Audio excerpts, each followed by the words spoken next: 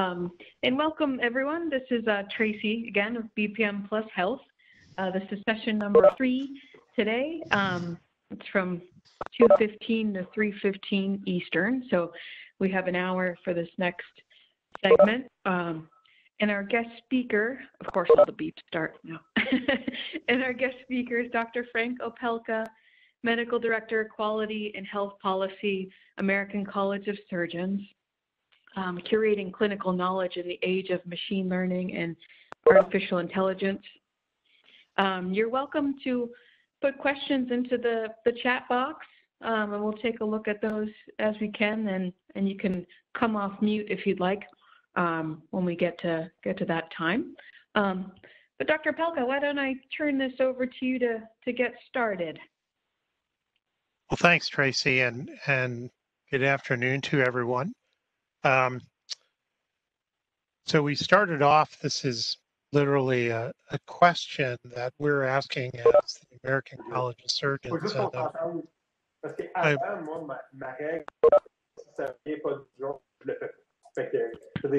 Mute him. So, there you go. Great, thank you. And I'm coming at this from so many different handicaps. First of all, I don't have a great accent like Anna or Davida. And secondly, I'm just not that informaticist. I deal in the health policy world where we've been interfacing with what's happening in medicine today from many different fronts. So I'm going to talk a little bit about where we are with some of the changes that people are noticing. And lots of those changes have been brought upon us with the advent of the electronic health record. And even more now has been brought upon us in this area of COVID and virtual reality. So we're realizing that the technology world that's out there is going to be with us in a very important way and is going to have a big impact on medicine. Next slide. So I don't have anything to disclose other than my role as the medical director for advocacy and health policy. And that really implies that our headquarters is in Chicago, where the base of operations has been. But we now have a smaller office in Washington, D.C., where much of the policy world, the legislative world, the regulatory world of healthcare now is focused, with over 50% of all healthcare being purchased by government agencies and the rest of it being heavily influenced. There was a real need for us at one point in time to focus heavily on the legislative side of things. But now there's a regulatory side of this. And in this digital informatics world, there's a whole new arm of emerging activities in the policy front. And I'll touch on that and why it's important for us to be aware of the different activities that are going on out there and how we as the college as a specialty are trying to move forward. Next slide. So this is kind of an interesting slide. I always like to talk about, we don't live in the world of Marcus Welby anymore. But Marcus and his team is in the central picture. But first, if you move to the picture to the left, these are some of the early days of surgery. These are pictures probably from a place like Hopkins or Philadelphia or off in Boston. But notice, we wear masks everywhere today. And in this operating room, nobody's wearing masks. At least they'd moved to sterile gloves. But then you move into what's happening in the Welby world. And this is a day and an era in which all the surgical drapes were cloth and nothing was disposable. And there were no robotics. And you can see that we've even got curtains and drapes in the OR suite. It was a different environment. And then we look at today's world where we already have robotics and complex information systems feeding into and guiding much of the surgical care we have today. Next slide. So when we think of what does a specialty society see in all of this, and where are we with an outfit like BPM Plus and HL7 and this entire digital world? I mean, we, as the College of Surgeons, we got our start a little over 100 years ago, and it was then, looking back at those early pictures of surgery, there were almost as many hospitals back then as there are today. There's probably 1,000 more hospitals today than there were 100 years ago, but there were no standards. And so you could go from one facility to the next, and you really didn't know what you're going to get. That one showed no masks. The next one, who knows what was going to be the standard. So we set standards for surgical care. We also began publishing and putting out journals for continuing education. And then we actually even formalized those educations in programs that met annually or even more frequently than annually. There are also the clinical guidelines, which we talked about. How do you translate those guidelines into workflow solutions? But for the most part, we just built those guidelines so that they could be stored on someone's shelf, never to be looked at again. We do run a series of clinical registries. When we first got involved in standards for surgical care, we standardized facilities. But we realized after about 50 years of doing that, it isn't so much the standardization of the facility, it's the standardization of the structure and processes of care. Well, that starts to sound like the early ground for BPM Plus, that you're looking at business process mapping and you start thinking about case management and decision support and decision notation. We'll talk more about that. Then there are these other activities of national policy and advocacy and intermediaries with government agencies. That's what my shop does a lot of. But more recently, there's been this push to get to value. And if we're going to get to value, we have to have things like measuring quality and measuring price. And so becoming more expert in how we actually assess the care we're giving. Well, that also starts to mean we've got to look at the structure and processes of care and the outcomes of care, and what are the roles of using digital services for all of those functions. So that brought our attention to activities that we didn't really understand until the EHRs came out. As the EHRs came out into being, we started experiencing this concept of workflow, of how could we get assistance in information gathering and review of that information and exposure and presentation of that information in my clinical workflow? How could I perform patient assessment and then have shared knowledge across all my colleagues? What would then happen in terms of automated documentation?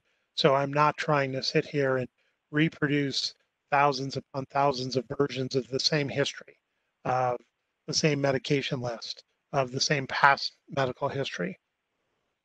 Just overburdening the system with knowledge artifacts that could have been better managed. And then finally, building care plans. I want to talk more about that, about the modern care plans and how they're different from those days of Marcus Welby and before. So those have become incredibly crucial to our thinking as a specialty society and understanding what's really happening in the burden of care. Many, many people talk about the burden of regulations and one more thing that's been put upon physicians. You've got to do this or you have to check that box. But in reality, if you look at what nurses, pharmacists, social workers, physicians are doing today compared to what they were doing 40 years ago when I first stepped into practice, we have added so much more into the care models but we never complained because those things we were doing were meaningful and helpful to our patients. It's when we add nuisance, when we add some meaningless activities into the workflow that we're creating a burden. None of us actually fears adding more good things onto our work schedule. In fact, we get excited about it.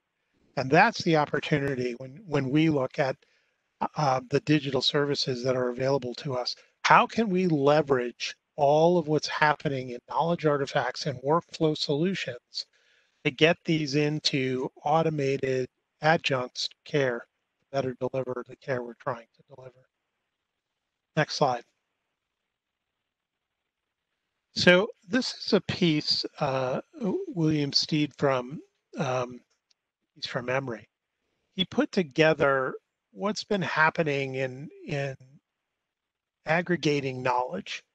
So if I start saying to clinicians, you can see the human capacity of the number of artifacts that I can really manage, reasonably manage, and then look at how many artifacts are increasingly needed to practice care. This is actually one of the primary reasons of specialization in medicine that's happened. Every individual physician that's out there, a nurse or whomever it is, the healthcare provider, they want to excel in what they do. But the complexity of what they do has gotten so large, they've got to narrow their focus area because they've got to get in that human cognitive capacity space where they can actually feel like every day they hit it out of the park. They don't want to be hanging themselves out there for, I missed the structural genetics. I didn't have any knowledge of the proteomics and what it would do and the effector molecules and so forth and so on. There's so much new information that's coming out there. It needs to be synthesized. It needs to be delivered in a more consumable bite than we have it today. And we're witnessing that as a key factor in burnout, that physicians pick out 6, 8 factors. Maybe the brilliant ones can handle 12, but they certainly can't handle more than 30 or 40. So they're setting themselves up for failure. And therefore, all the more reason we've got to listen to the technology world when they say to us, we can help you knowledge engineer this, but you're going to have to come with us. You're going to have to actually be the translator for what's semantically relevant. And we can expose it and give it to you at that key moment in your workflow, but you're going to have to tell me when that key moment in your workflow is. Next slide.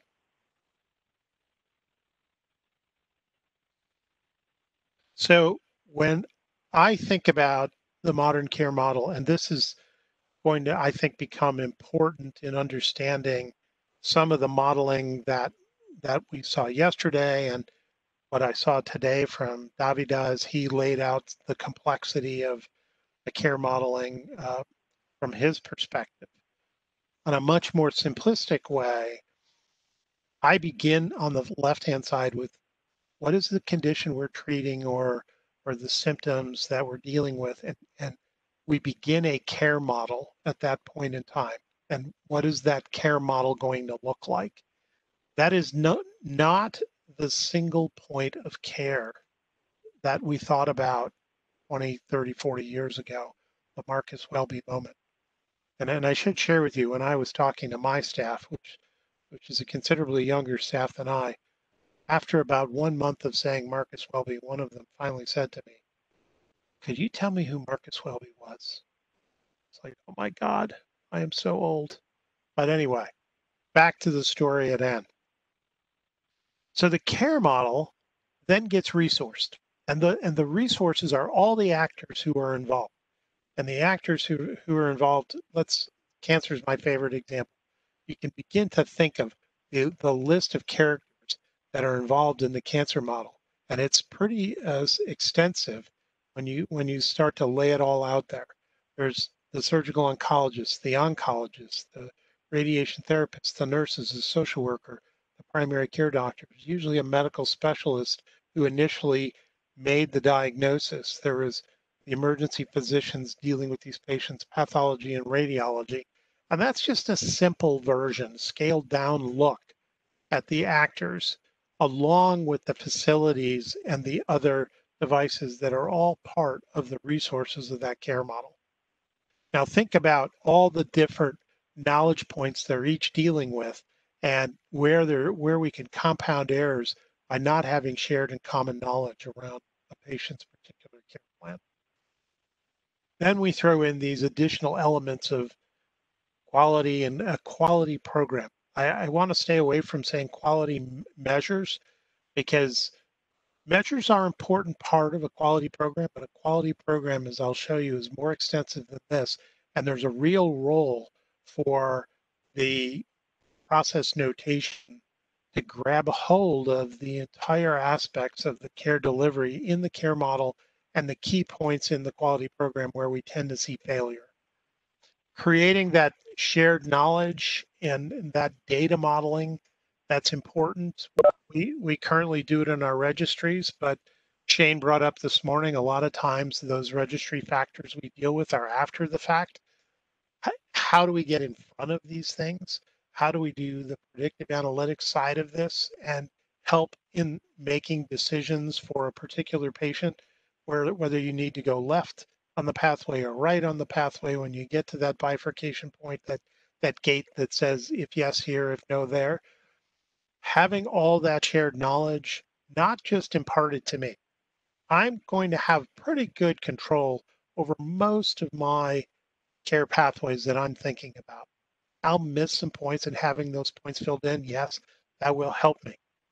But more importantly, letting everyone else see what I'm thinking and comment and think about alternatives and have a shared community of knowledge. That's actually the modern healthcare system. That's what we see coming out of the Cleveland Clinic, out of places like MD Anderson when you're dealing with cancer, or the Mayo Clinic.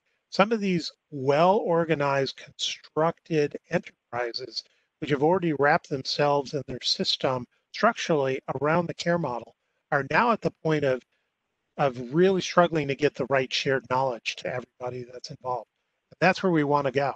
And we're short of that. We're not close to that in most of care in America.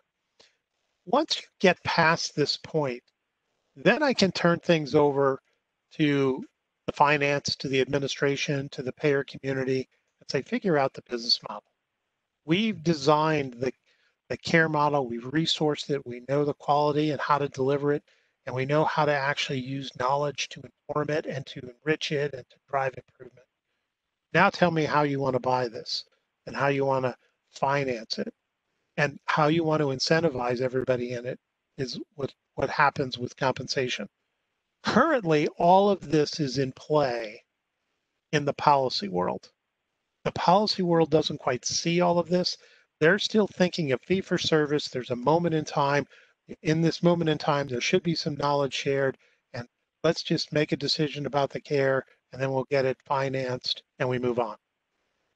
But that actually then ends up being 30 points of isolated, uncoordinated care, and it's a setup for failure. How do we string all this together? That's actually the secret sauce of moving from where we are to the next step in getting to expressing value. The next slide.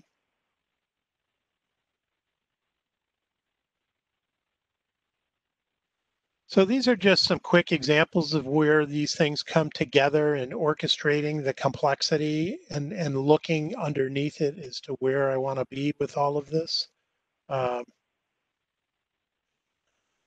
And so the care model defines the journey. In my instance as a surgeon, we're the maestro orchestrating our care team. But if you're dealing with cancer, there's multiple teams, the radiation care team, the surgical oncology care team, the oncology care team, the surveillance and the rehab teams. There's all sorts of elements that need to come together. And right now they're in silos and they don't have shared knowledge. Staffing them, putting in the quality measures, and managing the knowledge model as part of this with conformance guidelines, data dashboards, clinical decision support, and so on. So this is just a little bit deeper dive than the graphic representation, but there's an incredible amount beneath this, and we'll take a deeper look at some of these. Next slide, please. So I want to emphasize that when I first was involved in care, and truly it was 40 years ago, and a patient needed surgery, we admitted him to the hospital. And then we began to work him up. And we would do all the testing and everything that was needed. And after spending 3 to 5 days in the hospital, we finally scheduled him for surgery, and it was going to be 2 or 3 days later. And we take him to the operating room within 7 to 10 days of being admitted. And then after surgery, they would stay until they were just about fully recovered. They were ambulating, they had their regular diet back, and their pain control was good, and off they went. So everything was in one shop, and everything pretty much had one small team leading it. Care isn't like that anymore, and all of you see this. And so we see an enormous amount of complexity. There's the chronic patient, there's the polychronic patient, there's the patient who just has an acute disease. They're all dealing with entry points through their PCP or through their emergency room. Many patients in this polychronic world need to be prehabilitated before surgery. Anesthesia gets involved in prepping and preparing a patient to undergo an operation. They come into the hospital and there's hospitalist, pathology, radiation therapy, and then we run them through quickly because hospitals are dangerous places, and we use them only for what we need to, and then we recover them out of the hospital. Now, all of this has been good for the patients. However, and it's kept a lot of the costs down. But in some respects, it's driven cost up as we've added more services. We find out about rehabilitation, so we'll bump that up because it improves overall outcome. But if it's not coordinated, we then begin to fall down. And that's where truly team-based care is critical in building the right kind of solutions in that care model and that resource model, the quality and the data model. Next slide.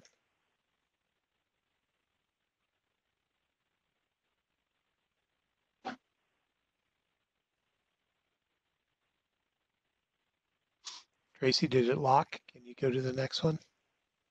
Oh, doesn't look like it's locked to me, but let me try jiggering it. Do you see that? Maybe I'm locked. There we go. So the government is no longer a passive player in all of what I'm telling you. They are now trying to understand this, but they're still just a purchaser and a payer. And so for them to understand that the way they pay isn't the way we deliver care so much. You got to go back one slide. We jumped too far ahead. I have the government is no longer just a purchaser and payer slide. Really? So I think maybe it's getting frozen. I think it's Yeah, just because a I did lag. jump ahead, then I went back. Well, so what's happening is that all these different government agencies are each claiming their own space with regard to their role in digital services. And probably the last to the game was CMS.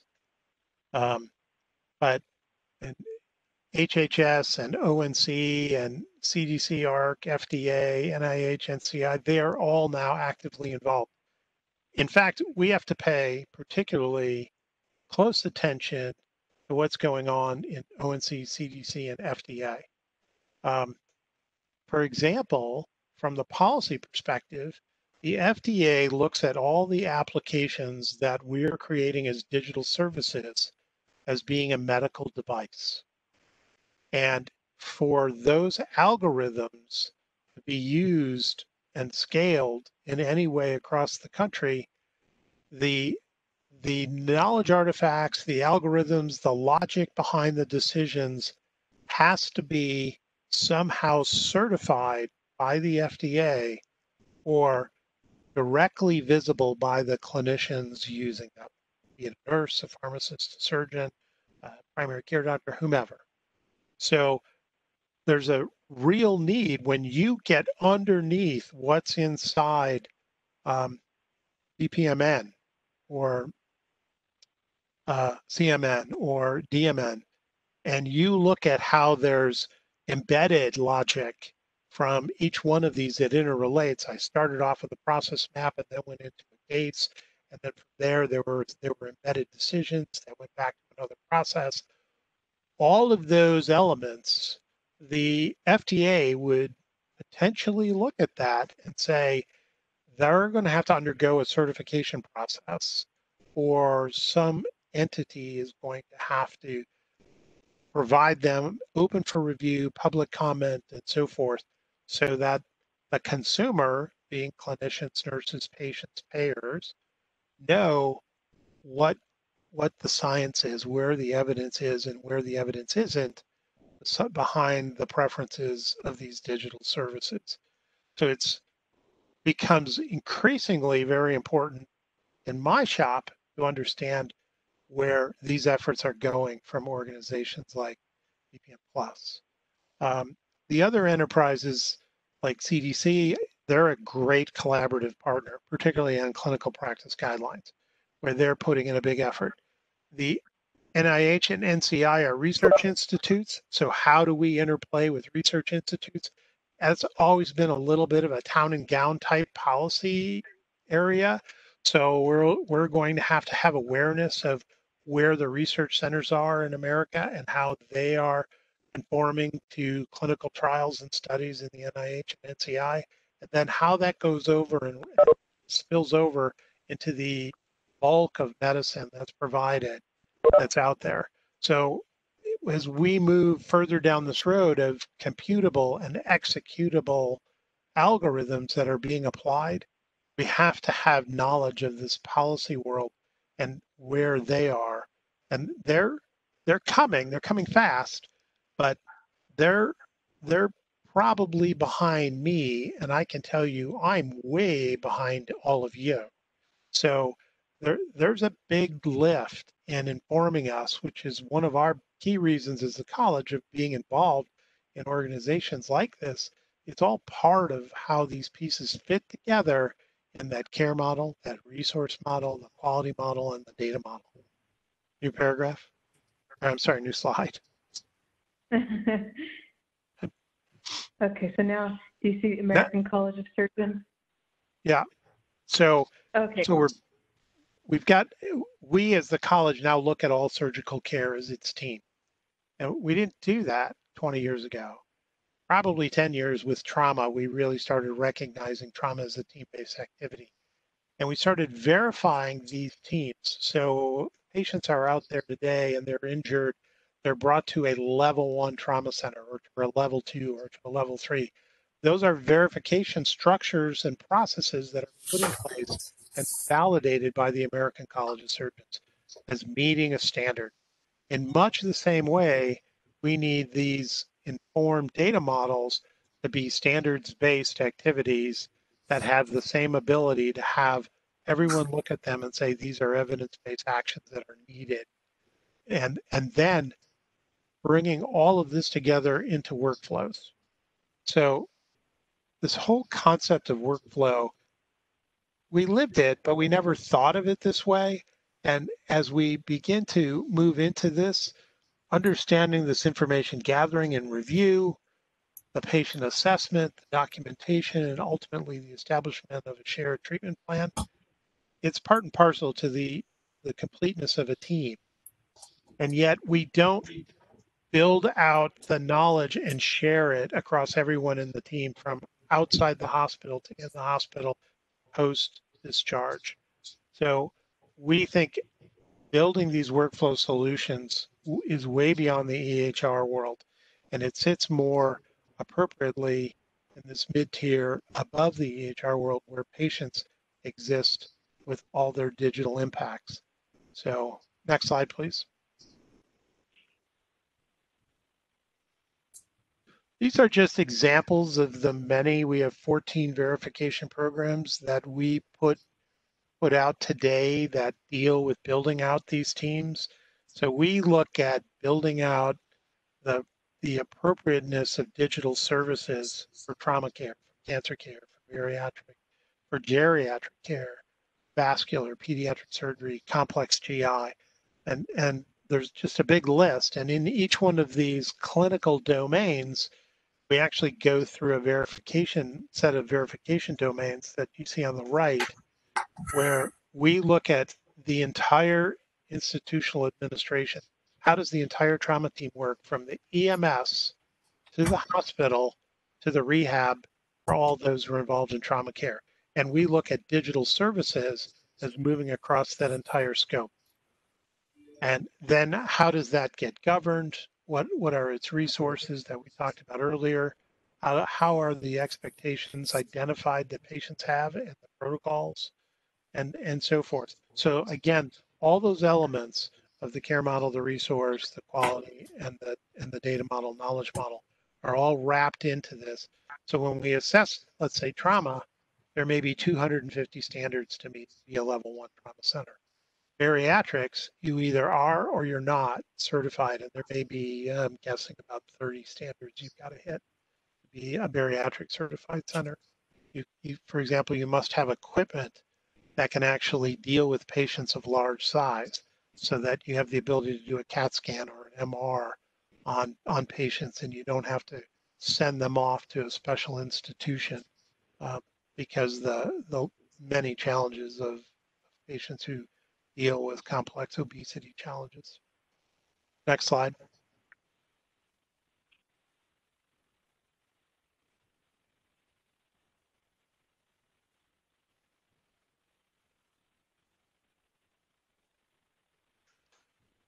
Is it Okay. stuck again? There we go. The house side? Okay.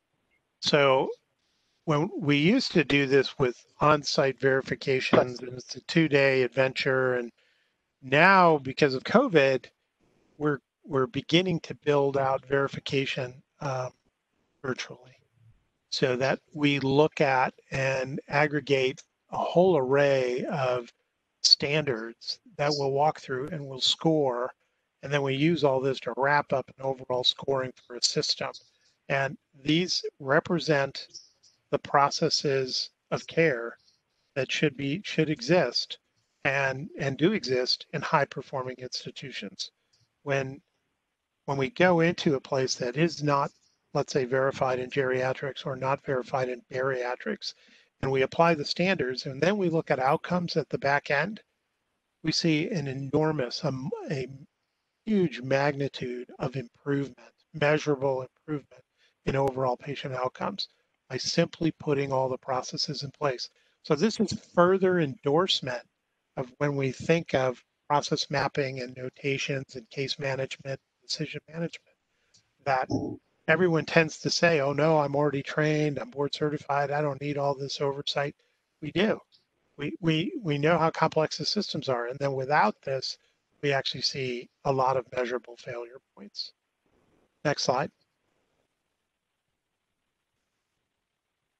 So, okay, I really enjoyed yesterday when they took us through some early mappings and had all of us who had not really done this sign into a system. And Robert was trying to take us all through, um, and he knows all the secrets and how to move all the diagrams in the right way.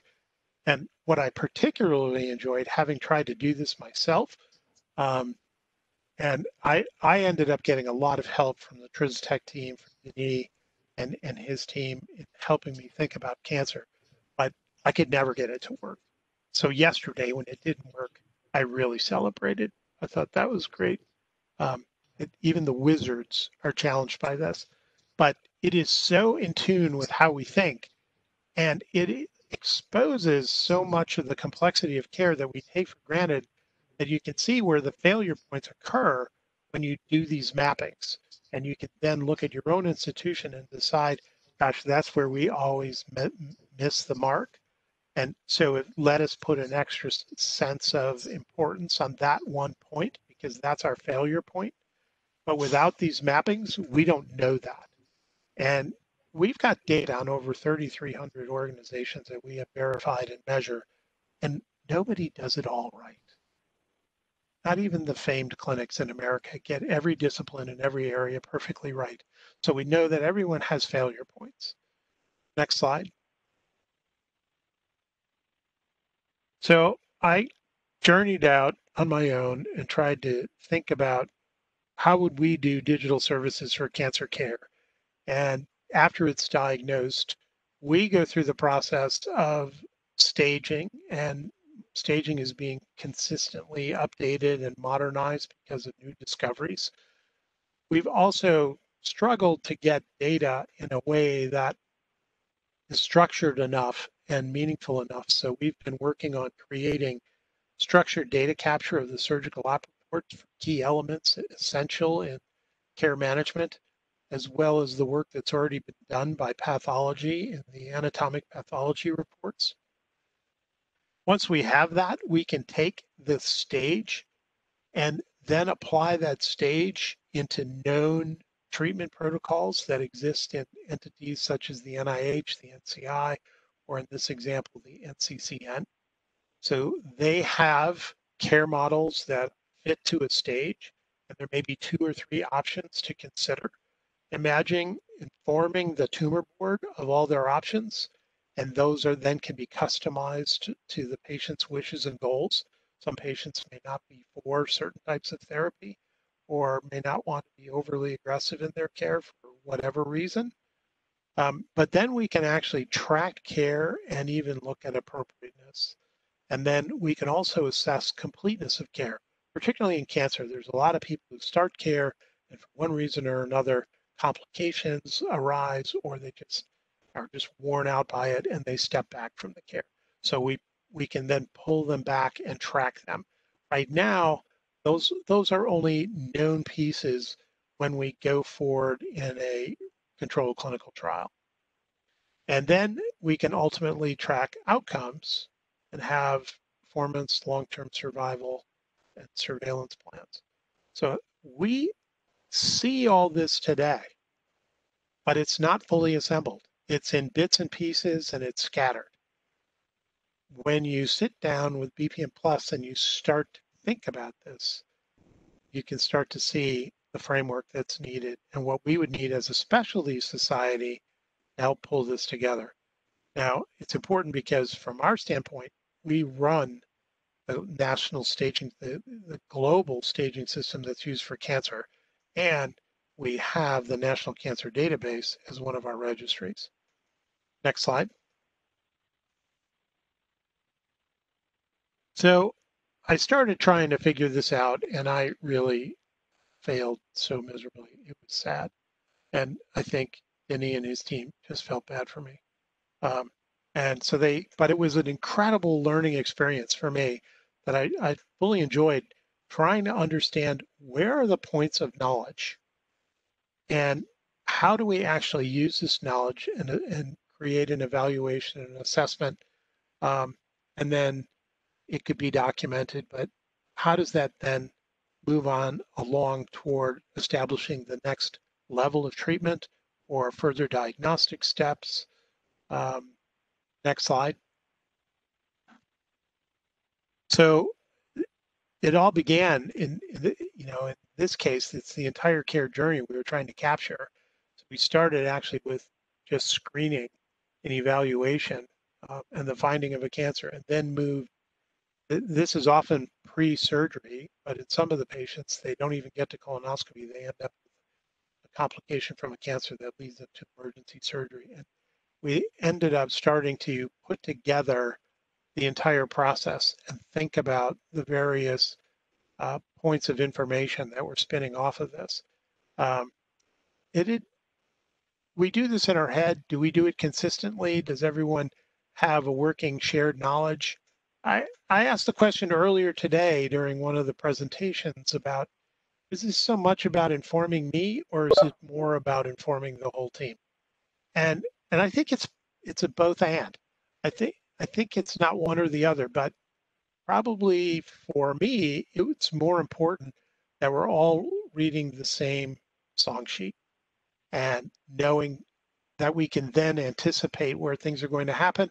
And in a sense, we have each other's back in trying to stay keep this patient on track. That if something is off, somebody may give me a call and say, the patient was on this pathway and this event hasn't happened. I, why have we lost control here? What's happening? Is this for cause or did we just miss something? Next slide. So, and this just further depicts as we move down the pathway and we're able to engage some of the other elements, gathering the various knowledges. Now, in our case, it isn't just from the EHRs. We're now thinking more in terms of the HIEs, the registries, and patient inputs, so that we're saying that to try and figure out all of this within a single EHR system, it may work great when you're in a institution that has full control of all those elements of care in a patient's care journey. That's very rare. It's not common at all. So we need to actually have this mid-tier activity that's assembling all the knowledge areas that need to come together to feed and develop these inputs that become the shared knowledge and move into the different case management, process management, and decision management. Next slide. So this is, I think, the last one I have of this because I've reached all the endpoints on all of these, but this helped us think tremendously about our next steps as the college and where do we go from here. We've lived in all our fellows of the college getting into the EHR world. We've lived in the registry world, but we've never assembled this information in a usable way across an entire care journey that can be shared back to anyone in the care pathway who needs to actually have this knowledge and interact. And that's been a big missing piece. So that's where all of this to us holds big promise. Next slide. So we look at this primarily as curating the knowledge within the surgical patient's workflow, not just the surgeon's workflow, but their conditions, their treatment, and their outcomes. And really, they're the focal point. If we look at this as the transaction for the moment and the knowledge needed in the transaction, where we think we're going to miss the real opportunity. Yeah, we'll help that transaction and it will go better and smoother. But we really think the focus has to be on the patient's workflow and the longitudinal mapping of the entire patient. And FIRE is the aid in gathering the data, assembling and curating the knowledge, and then delivering it. Next slide.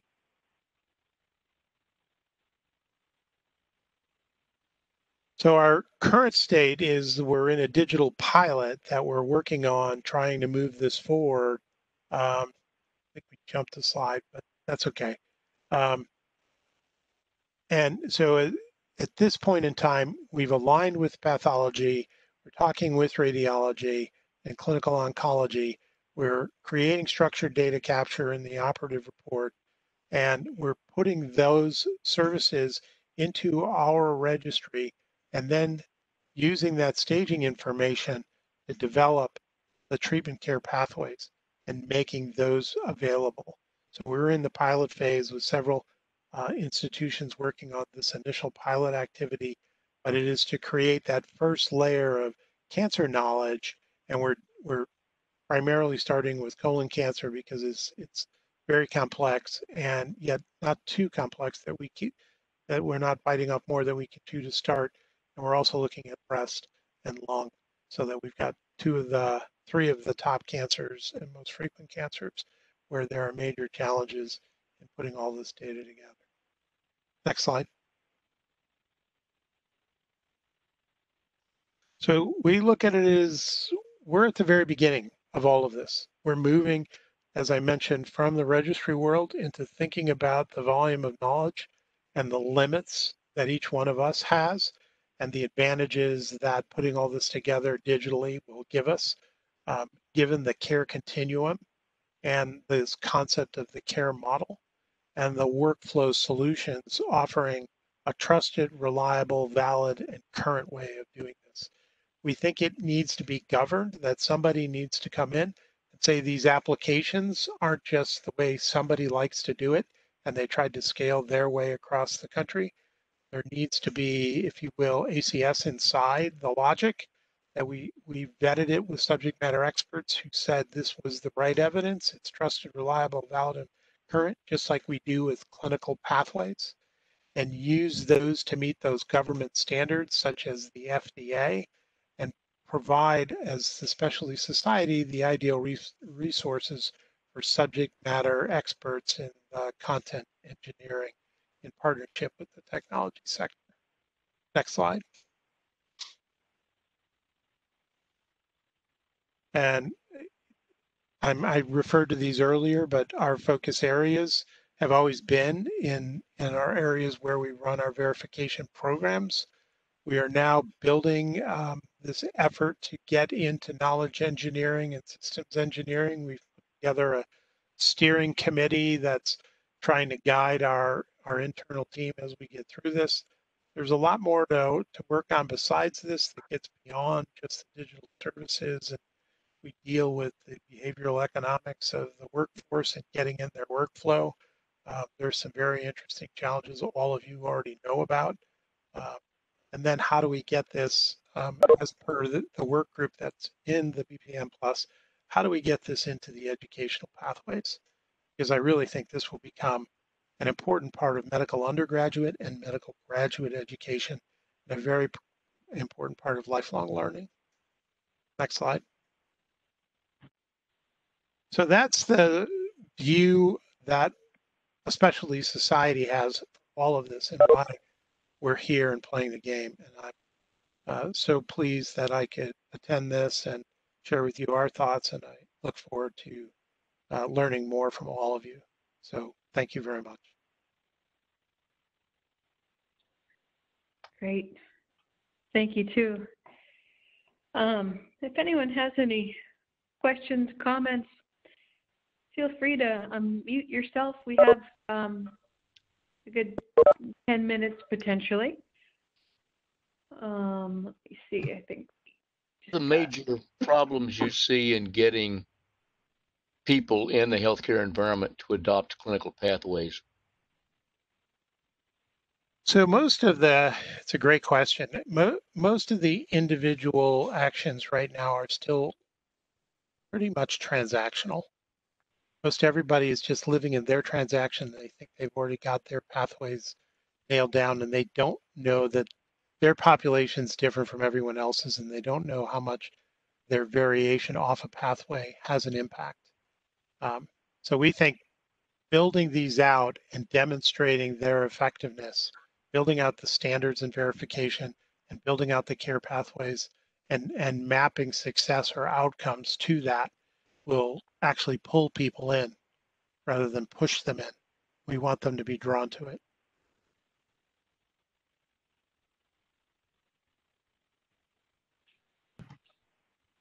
Hello, it's this is John Scott. I'm at the VA, used to be at DOD, but I've been writing a couple things in the chat. I think you want to consider partnership with DOD and VA. You know, you talked about a lot of the federal health agencies. Well, DOD and VA should be on your list. They're not only payers, though, they're providers managing health records for millions of people.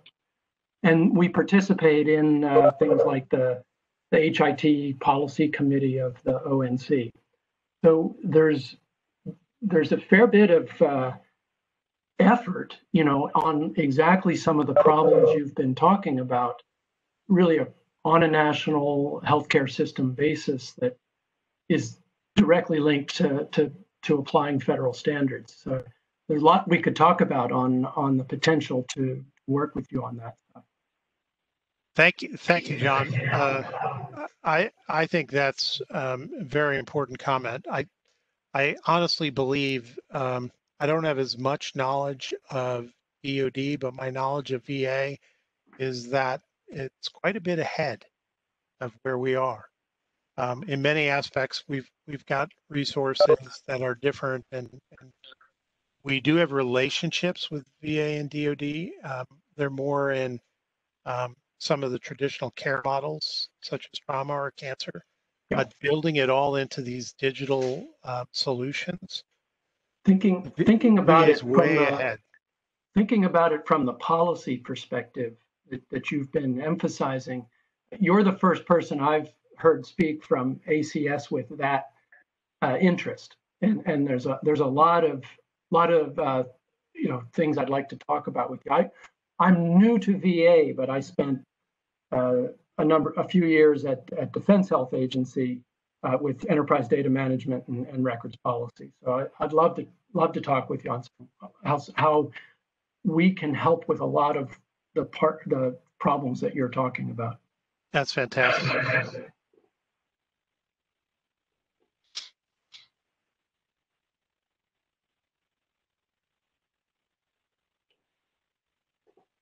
Any other questions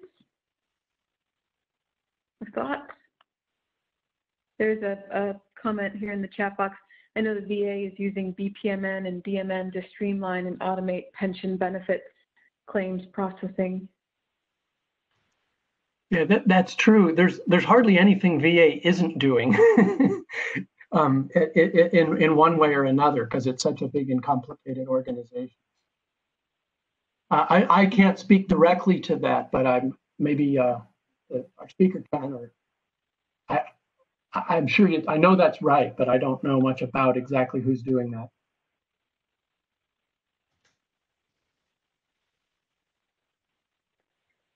And a question for you, Dr.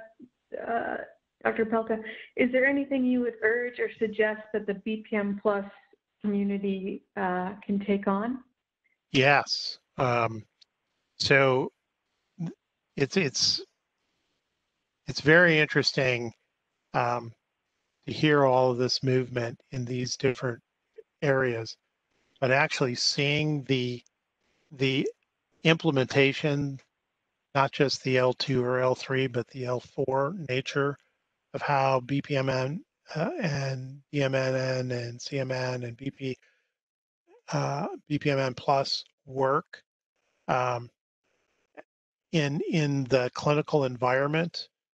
That is a crucial step. This thought Ken has mentioned to me before about building a maturity roadmap and guiding an institution as to the various steps of progression and when they know they've arrived, at least at their first level of maturity in this space.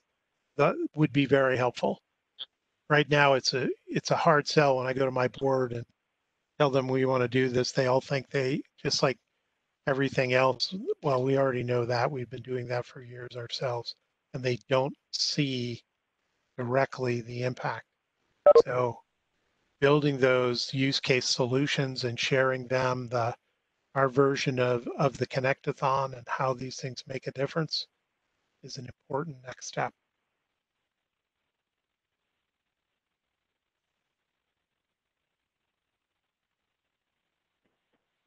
The adoption working group has been working on a readiness assessment and maturity model. And we're getting close with it.